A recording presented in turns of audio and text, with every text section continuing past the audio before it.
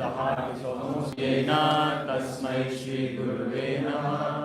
was born in the darkest of ignorance, and the spiritual master opened my eyes with the torchlight of knowledge. I offer my sacrifices. Srila Prabhupada ki Jai. Today we're looking at Canto 10 of the Srimad Bhagavatam, Chapter 4, the atrocities of King Kamsa. It's chapter 5. Chapter 5. Chapter 5, what verse are we on? 19. We are reading from 19 up until 32. 19 until 30. And then we're focusing on 23. One thing at a time. Okay, everybody ready? Shukadev Goswami continued thereafter.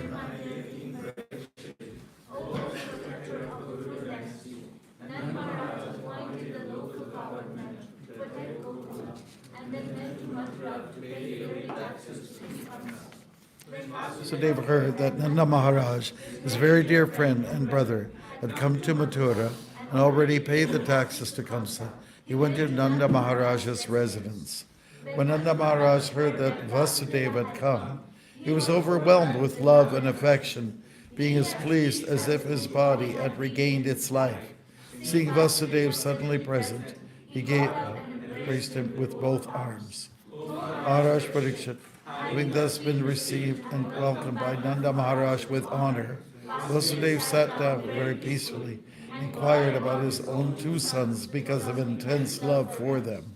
My dear brother Nanda Maharaj, in advanced age you have no son at all, and were hopeless of having one. Therefore you now have a son. It is a sign of great fortune. It is also by good fortune that I'm seeing you, having obtained this opportunity. I feel as if I have taken birth again, even though one is present in this world. To meet with intimate friends and dear relatives in this material world is extremely difficult. Many planks and sticks, unable to stay together, are carried away by the force of a river's waves. Similarly, although we are intimately friends and family members, we are unable to stay together because of our varied capacities and the waves of time. My dear friend Nanda Maharaj, the place where you are living with your friends, is the force favorable for the animals, the cows? I hope there is no disease or inconvenience. The place must be full of water, grass, and other plants. My son, Baldev, being raised by you and your wife, Yashoda Devi, considers you his father and mother. Is he living very peacefully? Is there some problem? What is the problem? Oh, that's definitely a problem. It's a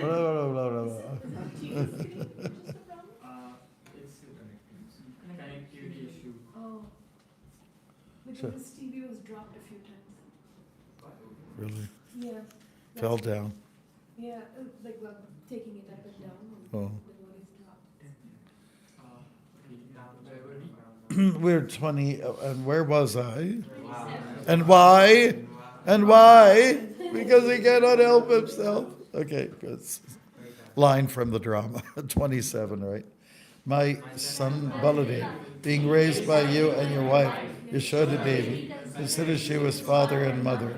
Is he living very peaceful in your home with his real mother, Rohini? When one's friends and relatives are properly situated, one's religion, economic development, and sense gratification described in the Vedic literatures are beneficial. Otherwise, if one's friends and relatives are in distress, these three cannot offer any happiness. Maharaj said, alas, King Kamsa killed so many of your children, born of the youngest child of all, entered the heavenly planets. Man is certainly controlled by destiny, which determines the results of one's fruitive activities. In other words, one has a son or daughter who is of unseen destiny, and when the son or daughter is no longer present, this also is due to unseen destiny. He is the ultimate controller of everyone. One who knows this is never bewildered. Vasudeva said to Nanda Maharaj, "Now, my dear friend, since you have paid the annual taxes to Kamsa, and have also seen me, do not stay in this place for many days. It is better to return to Gokul. since I know there may be some disturbances here.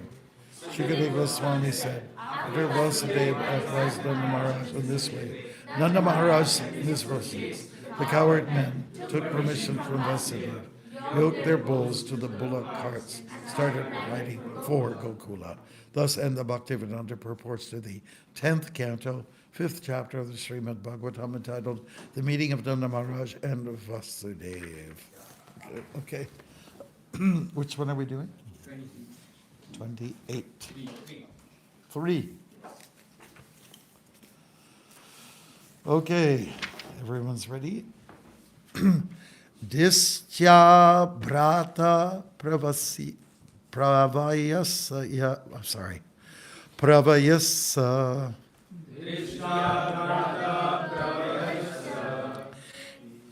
Idanim aprajasyate prajashaya nivrittasya prajayat samapadyata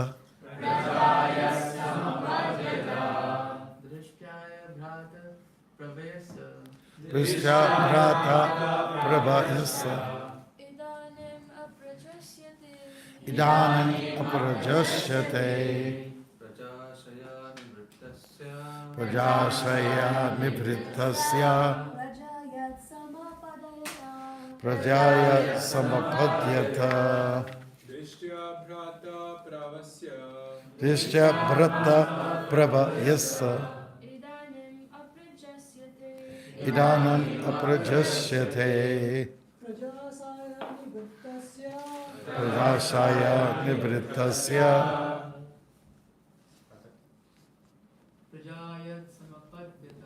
prajaya samapadyata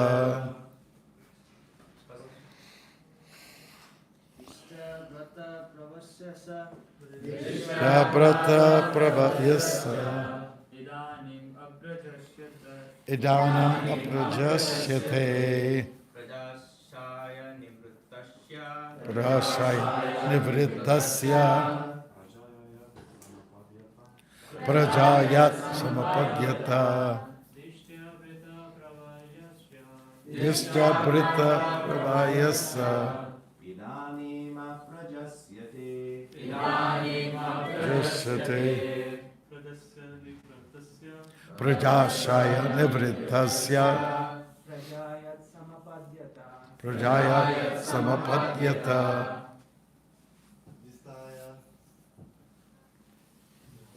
Dishya abrata pravayasa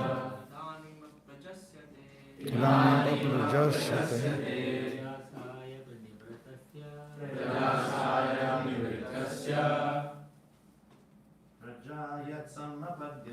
Prajayat samapadyata. Perfect, right? Everyone's covered it. Oh, we didn't do this group. Okay. Oh, was it? Okay. Go ahead. Do you want to try? Dishya brata pravasya Dishya brata pravayasa Idanim aprajasyate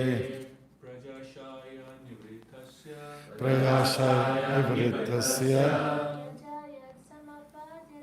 prajayat samapadyata. Jai, very good. Dishya, it is by great fortune. Brataha, oh my dear brother, bro. Prabha yasaha, of you whose age is now quite advanced. Idanim, at the present moment. Aprajashya, of one who did not have a son before. Te, of you. Praja ashaya. Nivrittasya, of one who was almost hopeless of getting a son at this age. Praja, a son. Yat, whatever. Samapatyata has been gotten by chance. Let's do the verse together. My dear brother Nanda Maharaj, at an advanced age you had no son at all, and were hopeless of having one. Therefore, you have a son is a sign of great fortune. Purport by His Divine Grace, A.C. Bhaktivedanta Swami Prabhupada. Hare Krishna.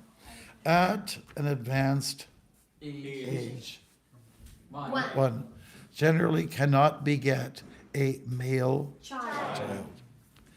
If by chance one does beget a child at this age, the child is generally female. Thus, Vasudeva indirectly asked Nanda Maharaj whether he had actually begotten a male child or a female child. Vasudeva knew that Yashoda had given birth to a female child, whom he had stolen and replaced with a male child. This was a great mystery. And Vasudeva wanted to determine this mystery, whether this mystery was already known to Nanda Maharaj.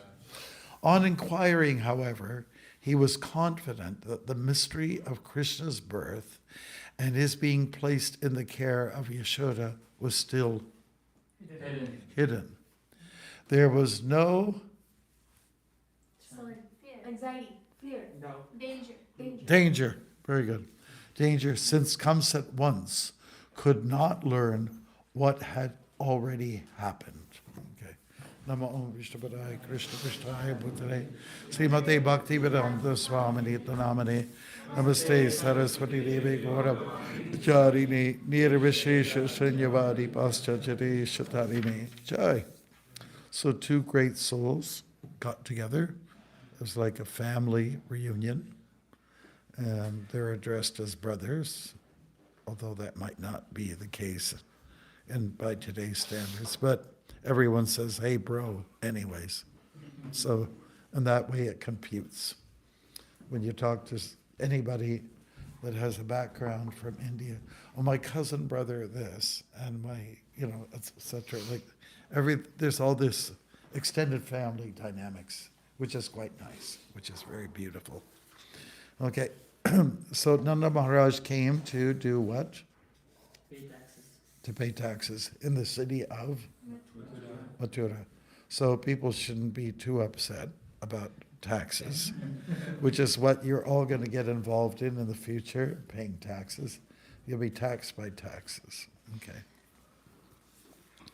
And there's, as you've heard the saying before, there's two things that are for sure: death and taxes, right? And the Lord giveth and the government taketh away. You've heard that before, right? Okay, so at an advanced age, the question that Vasudeva brings up about advanced age could be taken a little bit insulting, but I don't think it really has to be taken that way. You know, in the story of Vamana, who's the little dwarf Brahmin who took 3 steps of land and just took all the real estate. And, we understand that it was Aditi who was the mom, and Kashyapa Muni was the father. And she was very upset that her sons were driven away by the Asuras. Kashyapa Muni had gone on a kind of a retreat, a spiritual retreat, which saintly people do. And then he came back and he saw that his wife was very forlorn. She wasn't in good shape. And the reason is because her sons were gone, her kids were gone. And they were in hiding because of the Asuras. How the struggle for power between the Asuras and Devatas are always there. It's always a back and forth. As you know, it was a tug of war that was going on.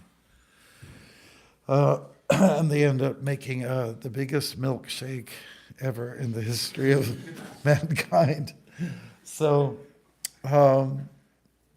it was Kashyapa Muni who said that, told her not to worry. What she could do is perform the Payovrata, and then you would have a son. And even in her advanced age, she would have a son. Because it does, you have to be at a certain age. For ladies, it's, there's only a period that's very limited, to bear children. So, but it was Kashyapa Muni who was very reassuring to her that everything's going to be okay, and you just do the Payavrata. Vrata means to do some austerities, and Paya refers to milk. And he gave her some prescriptions as to what to do. Take some dirt that's dug up by a boar, and use that dirt to cleanse the deity, to do puja with it. Dirt isn't bad. It's only dirt that's contaminated with many chemicals which man has produced in more recent times, last 200 years or so. But dirt on its own is not a bad thing. And so that was one of the ingredients. Wash the deity, do it with dirt, then cleanse it, distribute prashadam to the Brahmins, things like that, And milk was to be offered as well in the process. So it came to pass, and then finally a little boy was born to our dear Aditi. She already mothered many children, and Kashyapa had also fathered many children, and the good guys and the bad guys. Basically that's the way it was. It was Diti, a co-wife, that mothered the bad boys. So that's the story, as simple as it is, how it all took place. And that word Daitya, dynasty, which appears in the Bhagavad Gita, Krishna says, of the Daityas, I am Prahlad. So Prahlad appeared in that Daitya dynasty, the dynasty of the Asuras. And his father was Hiranyakashipu. So you've got these, that's how there's a little genealogical table in regards to all of this. Anyways, it was like a nice family reunion. We see that the two men embraced each other. They were just happy to see each other for a long time. It would appear, though, that when Krishna and Balaram were somewhat freed up, and they were no longer toddlers, they were age 7, something like that, and they went to Mathura for the wrestling match. There were a lot of people watching in this arena, and amongst them were the two sets of parents, right? Vasudeva and Devaki, and Nanda and Yashoda. They were watching. It was horrific, especially when Krishna and Balaram were at a disadvantage. But just like when Krishna got trapped in the coils of the Naga, the snake, Kali. Yes, and when Krishna saw that the inhabitants of Vrindavan were very distressed, they were just standing at the bank of the Yamuna, and they were all just totally freaking out. And when Krishna saw this reaction by his close family members, he thought, I'm going to get out of these coils. I can't see my dear devotees going through this stress. And so Krishna responds very much to when devotees are distressed. By the way, this is a quality that we also need to take on. When you see just people who are struggling and suffering, we should also feel the pain, right? Para dukkha dukhi. If there's any like phrase that's really important to note today and every day of your life, then you might want to write this down. Para dukkha dukhi. Because I'm feeling pain because others are in pain. So Krishna's, it's just something that we adopt from the Lord. We adopt or adapt from Krishna. We are disturbed to see others who are disturbed, whether it's like people in a homeless condition or whatever the case may be, or we see somebody being abused, and you feel for them. After all, this is bhakti yoga. It's really all about feeling, and Krishna feels, we feel, and everyone has some sentiment, or should have some sentiment about each other. There is a class of people, however, who are sadistic, and let's go to another story that involved Narada Muni and Mrigari the hunter. Everybody knows that one? It's a beautiful story. And so Mrigari the hunter was,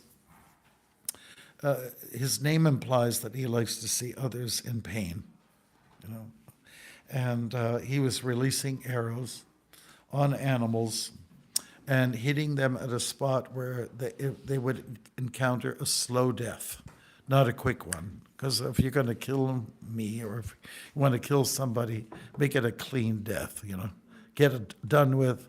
Don't let it be a slow bleed, So Narada was walking and in a forest, and he saw a boar, and he saw a deer, and he saw a hare. All went through the same experience. They got struck by an arrow. And at a spot, he was so expert, he hit them at a spot where they would live for some time. It would be a long, dragged out, painful death. So Narada was upset about this. And he was determined to find out who was the culprit here, So he met with the culprit. He saw this hunter releasing the arrows.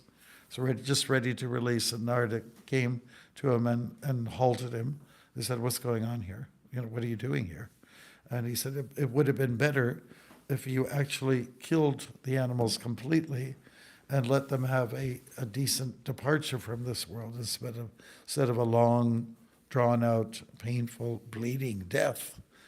So the hunter was respectful. The beautiful thing about being raised in the Vedic culture is that all around you there are protocols.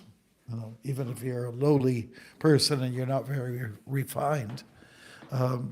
So he listened to the sadhu, Narada. And Narada said, "Are you aware of something? Do you know something about karma?" And his answer was kind of, duh. He didn't know. He was not trained. Didn't go through that kind of education. And the simple, gist of it is the philosophy that if you invoke pain on someone, you will get pain. You will receive, it'll come back almost like a boomerang. Boomerang? It flies up and it comes back to you. It comes to haunt you, right? So he explained this message, Narada, to Mrigari the hunter, and he said, I didn't know about these things. He said, yeah, you're going to be your future doesn't look bright if you keep up this kind of lifestyle. So Mrigari the hunter, he was very moved by meeting Narada. Narada was a very impressive, charismatic, holy person, and he affected many people's lives, progressively. And he had real impact on him. So Mrigari the hunter, who was married, and he and his wife, they decided to go holy. And what they did was they started to chant mantras in front of a tulsi plant, and that became a regulation. They became great sadhakas, And this is the power of meeting a great soul. So some time had passed, and Narada Muni was in good association with his godbrother, another Muni, Parvata Muni. And they were traveling, making their way to see Narada's old friend. You could call him, say he's a disciple, Mrigari. And when it was detected by Mrigari, the hunter, that these two sadhus are coming his way. He stopped what he was doing, and he went over. He was in the middle of his sadhana. He went over to see the two great souls, and he went to offer obeisance to them, and but he found it very difficult as he was about to go dive down in the sand. He saw all these ants all over the place, and so he was sadistic prior, but now he had become like a sadhu, from sadism or whatever the term is, to being a sadhu. So he was trying to brush the ants out of the way, and it's a very delicate thing. You've all experienced that before. How many people have gone to, like, had a genuine picnic that you attended? And what is always a concomitant factor to a picnic? Ants. And sometimes uncles will come too, to the picnic, aunts and uncles. Okay, so then he was trying to brush them away, and it's not an easy thing because it easily can be crushed, right? So he'd become very sensitive.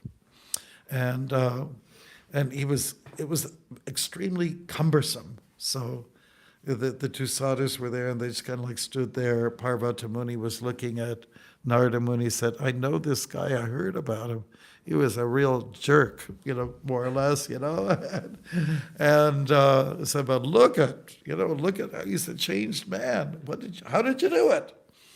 And so Magari the hunter proved himself. He had been converted. He went to changed.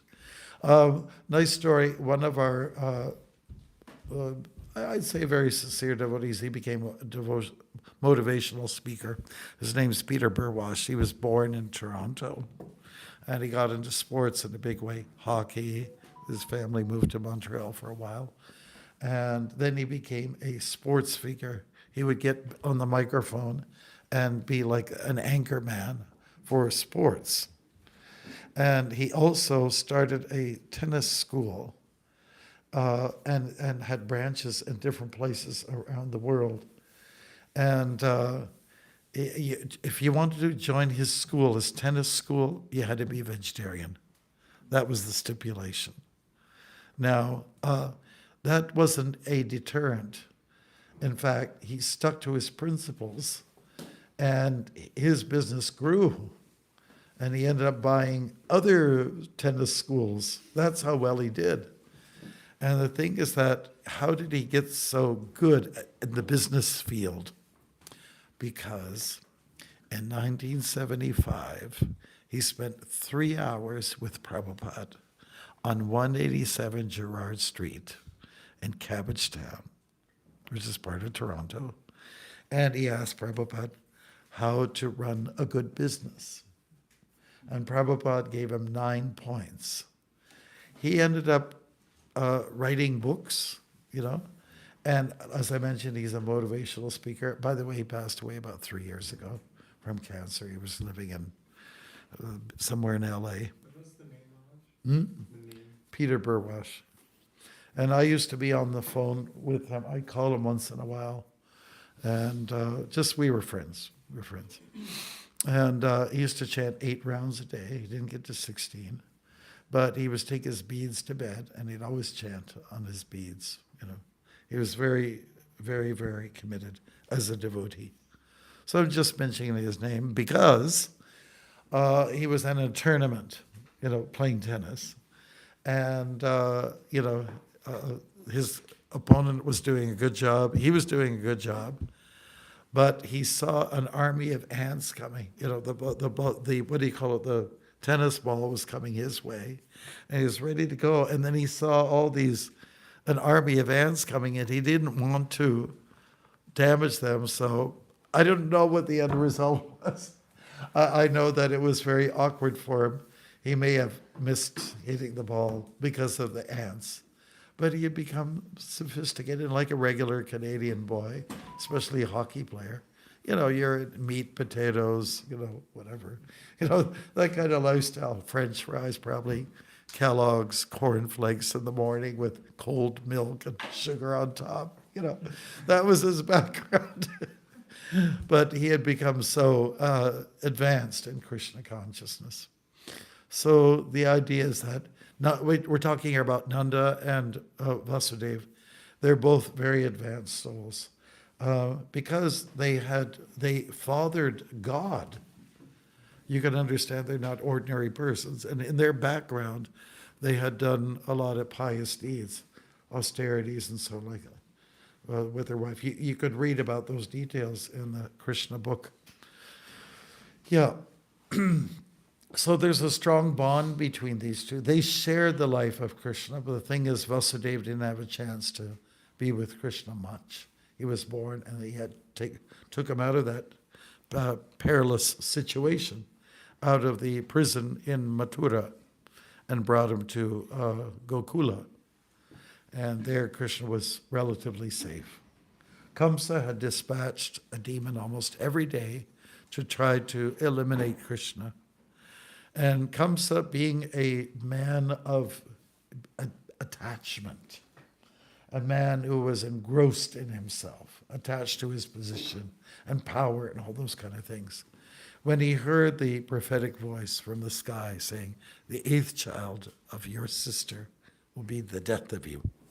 So Vasudeva, being the brother-in-law of Kamsa, reacted very swiftly. He was very protective, which is what guys are supposed to do. Protect, provide. That's the job by guys, traditionally, and still supposed to be there. And it's not like obligations have changed. It's still always supposed to be there. So Nanda, Vasudeva, and of course their counterparts is Nanda's Yashoda and then Devaki. There was a little confusion about the gender because, a boy was brought in and he was switched for a girl, and Yashoda, when she got out of her labor period, she wasn't quite sure. She was a little confused about, was it a boy or a girl? She wasn't, she was a little bit, you can imagine what it's like, I mean, for those of you, how many people have had babies here, Okay, there, okay. And you must have some idea by talking to your good wives that it's not an easy thing. And you're concerned for them too. They're suffering. And again, paraduka duki. It's not that you just, a streetcar named Desire. Is anybody familiar with that? Tennessee Williams, famous novel, So there was a real jerk there, and his wife was having her first baby, and he was just playing cards, smoking and drinking with the boys, while she was going through her labor. Totally insensitive. Okay. Anyways, let's go back to more evolved people. Nanda and Vasudeva. They clicked really well, and it was just that there was this confusion about the genders, and it all got resolved in the end. As we mentioned the other day, all you have to do is just move a little bit of cloth, a diaper, whatever it is. They can say, oh, okay, I know who the gender is. But it's all mystical, this whole play. Yoga Maya had come and had accompanied Vasudeva, who brought the child from the prison. Everyone went out like a light, and all the prisoners everyone just went to a deep, deep sleep, because Yoga Maya can do that. Just like Yoga Maya affected Arjuna, on the battlefield when he was supposed to strike, get out there and do something. Take up our arms against the enemy. Yeah, so Maya is very strong. Yoga Maya, Yoga Maya, they're both, you can say that they're the same, but they're also different. I think it's clearly defined. Everybody understands. Mahamaya is what, as opposed to Yoga Maya? Anybody know? Could you repeat the word? Okay, what is Maya? What does it mean? Illusion. Illusion, right. And then we sometimes draw a distinction between Mahamaya and Yoga Maya. So what's the difference? Yeah. Yoga Maya connects you to Krishna, Mahamaya keeps you away from Krishna. That's a good way to put it. I like it. And I want to share something with you too, which I think I did once before. Before I decided to move into the temple, I sent a letter and I asked one devotee there at the Toronto temple, what is the purpose of Maya? Okay, and the answer came back. It was all pen and paper and stuff, those good old days. And, and the letter came back to say, the purpose of Maya is to protect Krishna from those who are not sincere. So I got from that I better be sincere. I better be honest with myself in my execution of Krishna consciousness. So anyways, take note of that. It's beautiful the way it was presented. Nobody ever presented it to me like that since then. Krishna has Maya there to protect him. Maya is there to assist him in many ways. And Yoga Maya is there to assist him in bringing, when he decides to come to rectify problems, he will have his devotees come and, to participate, to take part in the pastimes. And Yoga Maya is there to help in that regard. Yoga Maya puts a spell over everyone, and it is a spiritual spell. What's an example that we can give of someone who is largely influenced by Yoga Maya?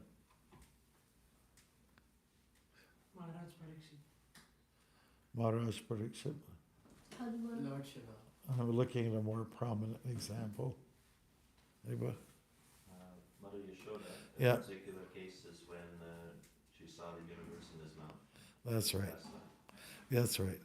She was thinking, that this is just my kid, my child. And then she saw the universal form and she shifted somewhat. She says, oh my God, what's going on here? This is Bhagawan. And then Yoga Maya comes in and just turns the switch on. You can't go that route. You can't see Krishna with reverence. You have to see Krishna as your son, your child. Yeah. So now, okay. So we given a good example of someone who's influenced by Yoga Maya. Let's give an example of someone who's influenced by Mahamaya. Who's influenced by Mahamaya? Okay, I'll just go ahead. Okay, I mean mine. Okay. Anybody else? Give us an example. Yeah, sure. But, more personally, we're all influenced by Mahamaya. Mahamaya is just good old-fashioned Maya, the one that we always talk about, the alluring energy, And so we're all affected by this. And we want to be in a position where we can be influenced by Yoga Maya and let Mahamaya be behind us.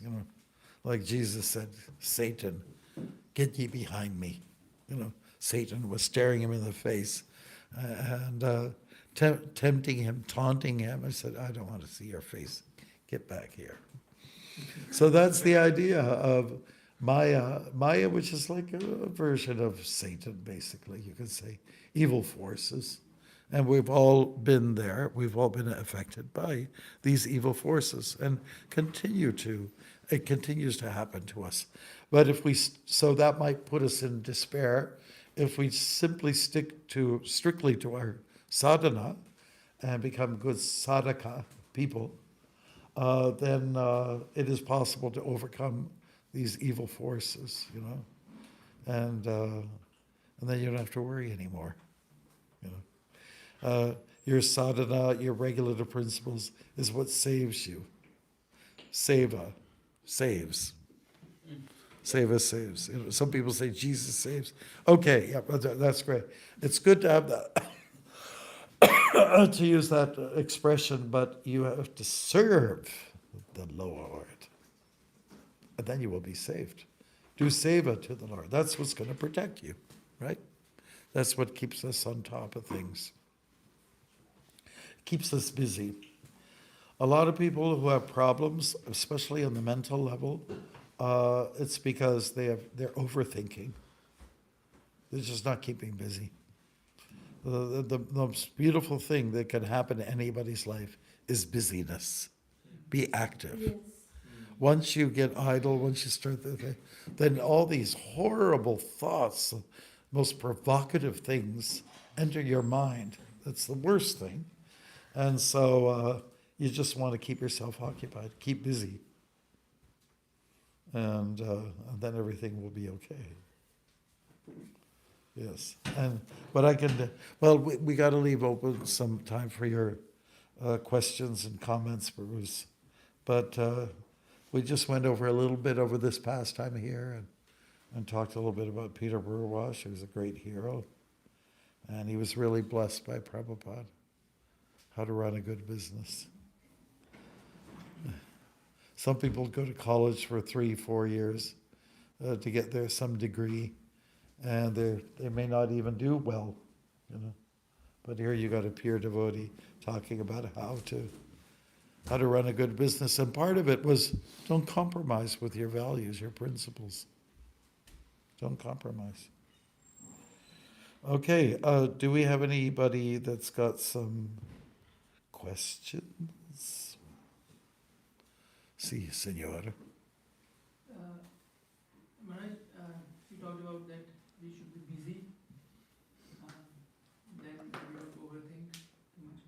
But I've seen if I'm thinking something and if I'm doing something, but my mind is still there, Yeah. no matter how busy I am. And if I'm really calm, so it doesn't matter how, if I don't have any work or I'm not busy, still I'm very calm. So, how do you see that?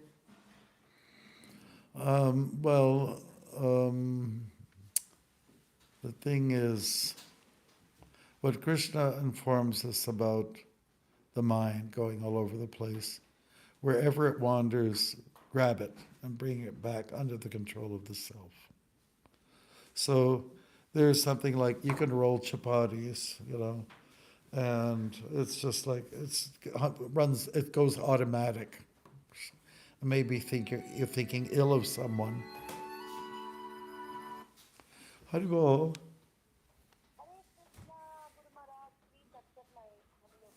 Well, please accept mine, but not right now, because I'm just finishing up giving a class. So in 10 minutes, okay, then I'll offer my accept obeisances and give them. Okay, is that okay, 10 minutes? Well, you can call me in 10 minutes. How's that? Try. Okay, now where was I? And why? And why? Because you cannot count them. Honestly, where were we? Oh yeah, we were answering your question. Okay, so you want to get, your service to the point where you're very conscious of what you're doing. You have to be very perceptive about everything you do. Pay attention to details, just do a real nice job, and you'll see some results. And you were just talking about keeping calm, even though the mind is racing all over the place. Yeah, well, you're that kind of person. You don't freak out.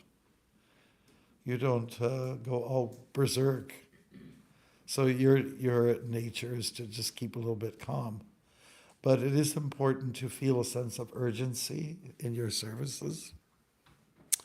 Almost like there's Maya's got a gun, a pistol here, ready to.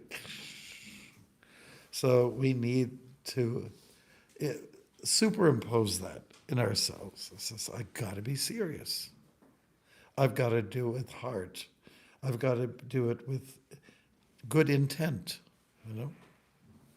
Otherwise, if there's no application of the heart, then yeah, you'll make some progress because you're steady at it, the motions, but you're not. It'll be a little bit slow progress. You don't want to be in that slump. So push yourself. That's what we do at japa time. Push yourself a little bit. In the morning you get up and, I really want to stay here. The pillow's so wonderful. Just have to push yourself a little bit. But for the greater good, I have to get up and honor the Lord and the God and the goddess, And same thing with chanting japa. Oh, really? The mind says, do you have to? When I first joined the movement, we had one devotee, his name was Ishan, and he was actually in England with his wife when the devotee stayed at John Lennon's estate, the Tittenhurst estate. And no, not the manor, John Lennon's estate, not George's. And so Ishan was remembering that John was singing the Maha Mantra, and he was using all these kind of melodies, if you can imagine. Okay. And so he was going at it for quite some time and really enjoying himself. And then Yoko Ono came from upstairs to downstairs like a spiral staircase. I just remember how he described it to me. And she was in her nightie, and she said, "Do you have to?" So then he stopped. So that's Maya. That's how Maya works on us, and we have to be really aware of that, not to cater to the wills, the crazy nature of Maya and the mind. Those two M's, Maya and the mind. So just endeavor. You just got to push. When we do japa, it's a little bit like, unless if you really enjoy it, my experience, you have to be a little bit of a warrior. It's like kirtan, but you have to be like a warrior.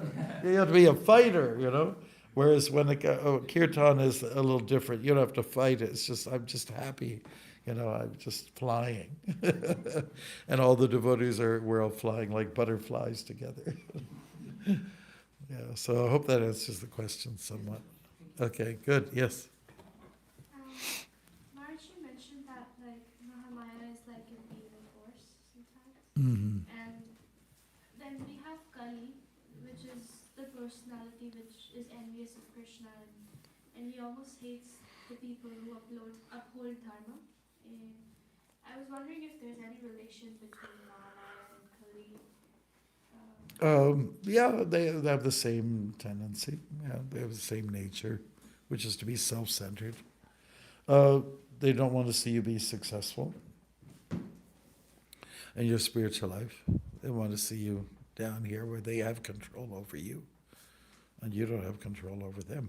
But as Krishna states in the Gita, if you can control the mind, have some, let's say, hold on the mind, then he's being like your friend. On the other hand, if you become controlled by the mind, then he's clearly an enemy. You could label him as enemy. He, she, whatever. Does that work? Yes. Maharaj, when you mentioned that we should always be busy, and when we're discussing Maya, I'm just having a realization also that Maya is very non-violent.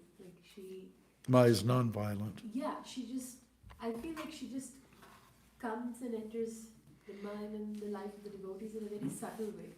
In like a needle, out like a plow. So she could make you feel you're the greatest devotee, and you don't need this association. You don't have to be here.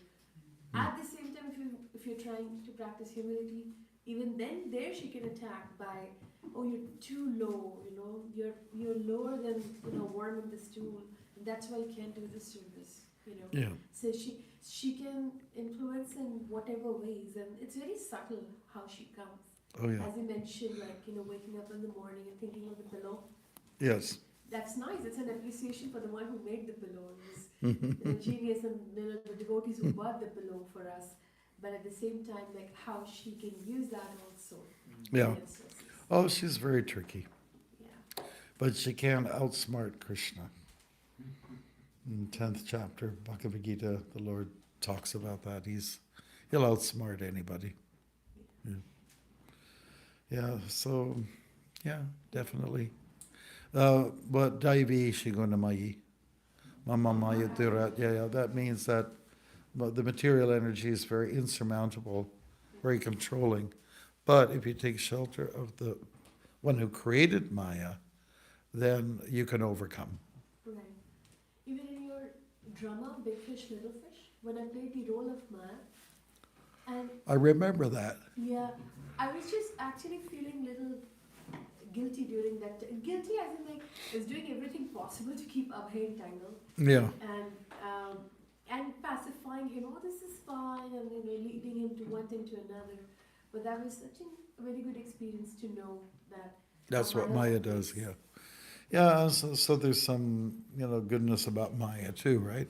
And the story of Chintamani and Bilvamangal Thakur, she felt very bad because her profession was prostitution, right? And she felt very bad that she played a role, was instrumental in bringing people down, her clients. So it's a nice sentiment, really, when you think about it. Good. We're at 8:30. Can I share with you just something? We're having our leaders meetings, right? Yes. So I just wrote something about that idea of the servant leader concept, and it's just in the form of a poem. It's called the ABCs of Servant Leader. Here it is. The ideal good leader is never a browbeater, but one who empowers, encourages, and sees that everything flourishes. Such a person is observant, having the virtues of a servant. I have my personal quality list, hoping there's nothing missed. Here is my list, the ABCs. In groups of triple threes, let us analyze them. Each I see as a gem. A servant leader is accessible. Some of you have taken leadership roles recently, right? So this is relevant, okay? So here's where it begins. There's 9 qualities that we've got here for a servant leader. A servant leader is accessible, being present and available, also being very accountable, and accepts being put downable. That is a word. Put downable. Being humble, taking advice from people. Okay. Such a soul is very active, because we talked about that. Such a soul is very active and hence is so attractive. Like people who are busy, they're attractive. There's something really nice about them. They're occupied.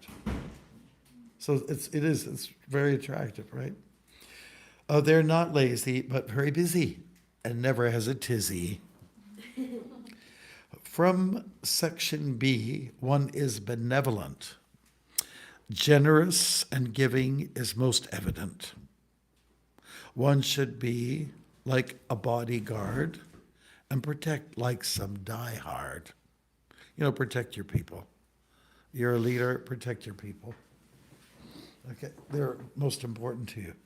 Okay, one should be a team builder, just the word as it stands, because that's part of the B section, and go for numbers that bewilder, for growth, expansion that's measurable. Bring to the heart what's pleasurable. Like Prabhupada was always into numbers. How many books? How many temples? How many devotees? Like that. How many countries? He once said, we have we expanded more than the British Empire. He once said that. Like we're in all countries, So Prabhupada was into the numbers, the figures, So from section C, that we're talking about words that start with C, one is a commander. Decisions, assertive, do not meander. The ability to be a communicator, that's another one. To listening and empathy we cater. Finally, it is essential to be creative. Starting with C again. Dream and be very innovative. Visionaries create a path for all. Do something great and not small. And Prabhupada said, you Americans, whatever you do it big. So do something big for Krishna. You just lash it out there. And that's the idea. Of course, we're not American, but I guess we're quiet Americans. Soft, polite. But it's the same continent, right? Okay, so thank you for listening.